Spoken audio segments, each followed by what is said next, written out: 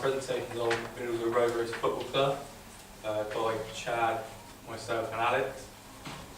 I was going to start off with a history of the ground. So, brief history was in the mid-1920s, it used to be an airfield, which is now played, which is where our home ground is, Western Zoya. We'll move on to next slide. Right. History of the club. In the 1950s, it was founded, and originally it was called Middlesbrough Rangers. They're still playing in the same pitches where their founders, they haven't moved pitches or locations. In the 1970s, we changed our name to Middlesbrough Rovers. At the beginning of the 2007-2008 season, it was with the increased popularity of the club, we had the opportunity to enter the second team into the 4th division of the Taunton District League, which was a great achievement for the club. Also in this season, the first team were able to win the first division cup final 3-0 against Altham Rovers. That was their first bit of silverware for 16 years, which was a great achievement. Middlesbrough Code of Conduct, we abide by community, equality, participants, young people, propriety, trust and respect. Violence, fairness, integrity and fair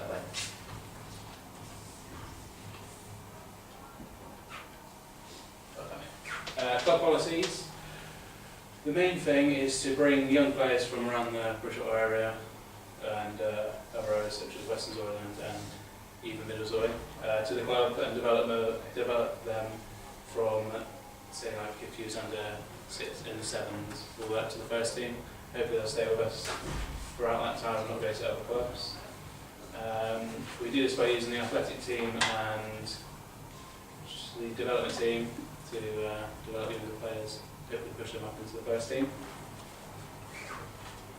So moving on to the club sponsors, we have 2 sponsors for the men's team, which are Blake Arms and RL Scaffolding.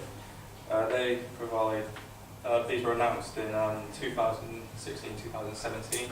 They're also our kit suppliers. And the ladies sponsors are Cumco Tyre and County Granite and Marble. Lovely.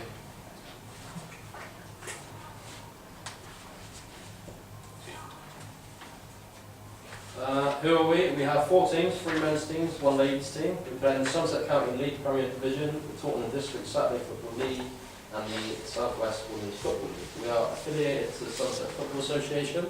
We're also a chartered standard club. We have over 80 plus registered players and we're winners of the Fair Play Award 2012-13 season. So we'll start off with our first team, Middlesbrough Rovers. They enjoyed an unbeaten season last year, winning the Somerset Senior League. They went on the whole season unbeaten in the league. We gained promotion to the Somerset County League Premier Division.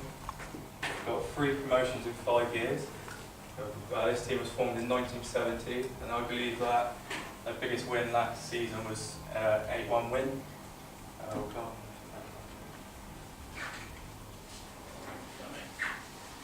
The reserves currently play trade in the Taunton District Saturday Division 1. They were founded in 2007, started off in Division 4, so they've done very well to get. They've had 3 promotions in 8 years, so it's very good. Still a team for development, so if any of them are good enough, then they can push them up to the first team. We move on to our Middlesbrough Athletics Welfare team. They trade in the Taunton District Saturday League in Division 4.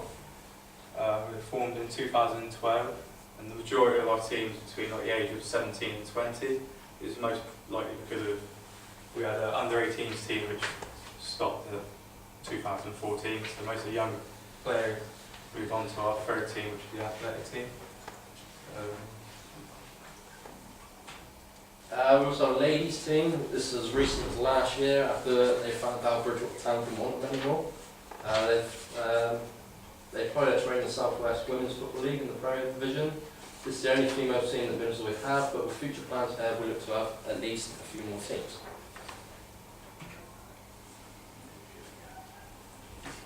Also in participation with Bridgewater Victoria Park Rangers, who play at our ground with us. They are affiliated to the Somerset Football Association. They're also a chartered standard club. They also play in the Taunton District Mini and Youth Leagues. They have age groups from under 7s to under 16 with 180 registered players. With this, we hope that once they finish their youth football, we hope to progress them on to the Middlesbrough third team, or if we have an under 18s team in a few years, into that, and then on to the men's team in future years. The facilities that we currently use are 3 different facilities to accommodate all the teams. Due to having 3 teams, not everyone can play at the ground, so we have to go and look for other facilities elsewhere, such as the 3G at the Lake School. So we can use that all year round. Training is once a week, so it limits costs, because otherwise you're spending £50 for 2 training sessions, whereas if you're limiting costs, then it saves the club money, basically.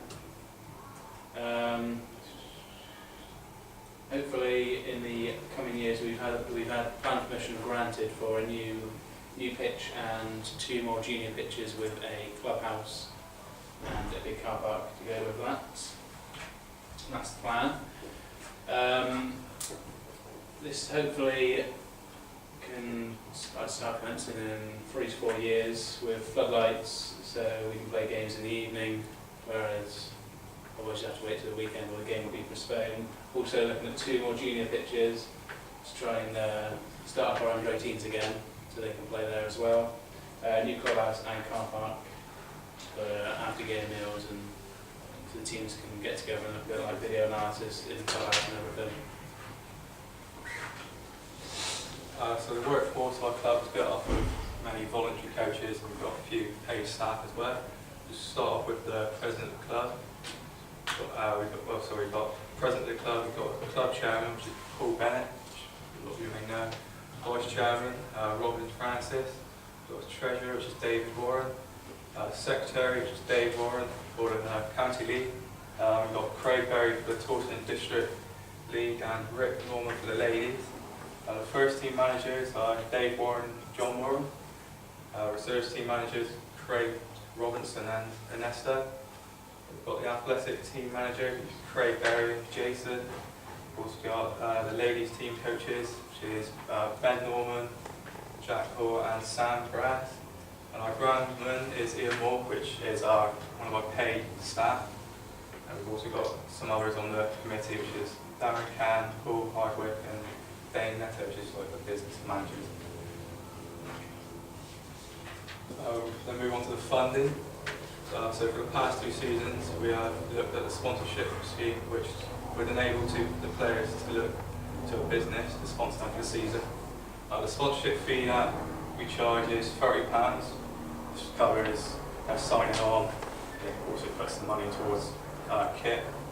On match days, players are paying £10 each for subs, which also pays towards the Lucky Free system, which is a little system we have going on where the players look at the football matches over the weekend, pick 3 teams to try and win their money back if they get the correct results. Matches that are played in Bridgewater Academy 3G cost £55 a week, which we use on match days, and then training days we use the Lake School 3G, which just comes to a bit more of a cost, which is £60 a week. We try and raise as much money as we can during the season, but we do this by putting on race nights at the Blake Arms, and then all money raised goes towards the club. During the summer of 2014, Middlesbrough Rovers were one of 8 clubs to be picked for an FA help scheme. We got given £1,000 to help improve our club, to make it better, and to fit for Somerset Senior League standard. Without this, and also to help people involved in the club with donations, materials, etc., I feel this club wouldn't be where it was today if we didn't have help with all that. We'll move on. Also going back to the Lucky Free system, the beauty of it is you don't have to take out your own money as a player. You can either look to family or friends to do your Lucky Frees for you, which would mean you wouldn't have to pay your subs. So for example, I could go home, get my mum to do 5, your brother to do 5, and that's my subs paid for the weekend.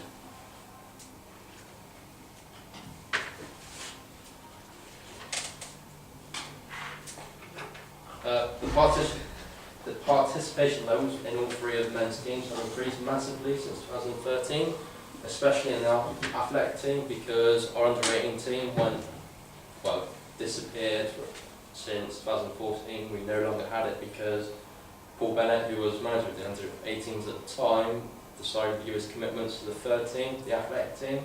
So with that, a lot of the young players progressed into the athletic team. Some of them went on to reserves, and some of them even went on to the first team as well. During the under-18s era, young players always been incorporated into men's teams, so even being called up to play for their first senior game from the Middlesbrough first team. But this was due from progress from the under-18s to the athletics to reserves. And yeah, social media also has a positive impact on building our participation levels as a club, because we use it to promote our training when we have training in the summer. We're always looking for new players as well, and we always welcome many people to come and join. We also plan on building a new facility which will hopefully carry on increasing the participation rates within the club. With this, we're looking to eventually, when we have our new facility, to rent it out to people in the community to use as well. Also, we'll be looking at junior clubs as well to also use our pitches, and then hopefully we can increase our participation by progressing them on into one of our men's teams.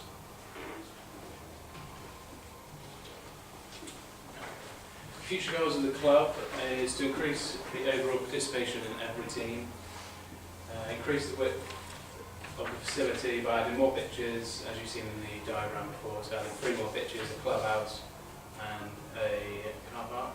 Also introduce under 7s to under 16s so they can use the pitches as well and grow the club that way, instead of kids from, say, Middlesbrough and little villages around there to come into Bridgewater to play for BPR, say, and everything. In the next few years we're looking to be in a position to add floodlights, like I already said in the diagram before, so we can play evening games, and for the under-18s to be added into the Somerset midweek floodlight league, which they play their games in the evening as well. So we've got a few social media sites to how to find us and to find more information. So we've got Middlesbrough Rovers FC website, also got Twitter and Facebook page as well, just so you can go on there, see any more. You also, the teams for Saturdays get put on there for the clubs midweek, so everyone knows who to play on, etc.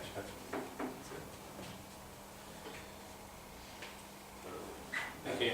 Thanks for listening.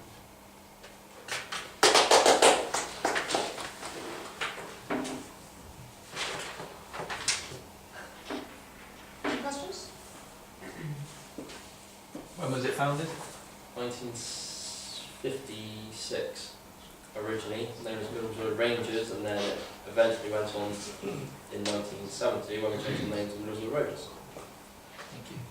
How does the club actually run? You haven't spoke about like It's a money. self-funded club, so a lot of people which have been named in the workforce, a lot of them put their money towards the club, as well as the president, Andreas as well, so it's pretty much self-funded. Okay, I've got a question. Right, one of your goals, your plan was to increase participation rates. How are you planning to do that? We plan to do that by building a new facility, and also by that we will be looking at junior clubs to use it as well. So like under 16 teams on a Sunday as well. So we've got a link with them. So when they eventually, because youth football is like comes to an end under 16s. So hopefully we're take a few of the players from there and progress and incorporate them into our teams. So what happens if the facility doesn't come off then, Connor? What's your backup plan? What for participation? Well, as the club stands now, we use like make fun days on through the week, maybe for the new players to come along, maybe free of charge, just have a taster session. That's it. If it doesn't succeed, obviously. If it does, we've got another bigger clubhouse, so we'll then introduce more, hopefully, introduce more players to come along. And Alex, what's your plan to get more adults into the club? Well, we can incorporate scouts, I suppose, to go around to the county league at the men's level, and see if anyone's interested, or look at any adults teams around the area that want to come play at a higher standard to join our club, and ask them that way. If they Also to add on that, league position, how we do in the season, like be a big factor, how we like recruit adults to play, because we sit currently in the top half of the table. I think we're about 12 places above our local rivals, Bridgewater Town. That's what I throw out there as well. So with like clubs like because some clubs in the area they go into they like liquidise and all that, or they can't run their team anymore. So we're always looking for like players to come and join us as well. And then one last question to either of you, or any of you. In your workforce, you said you've got some voluntary and some paid staff. So how does the club manage those relationships? So how are you going to manage that going forward in your development plan?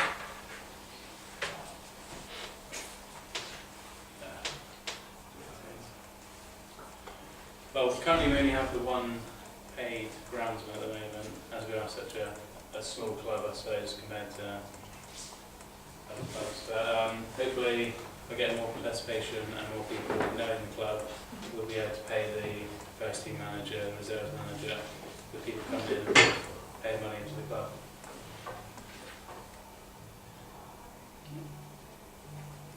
Any other questions?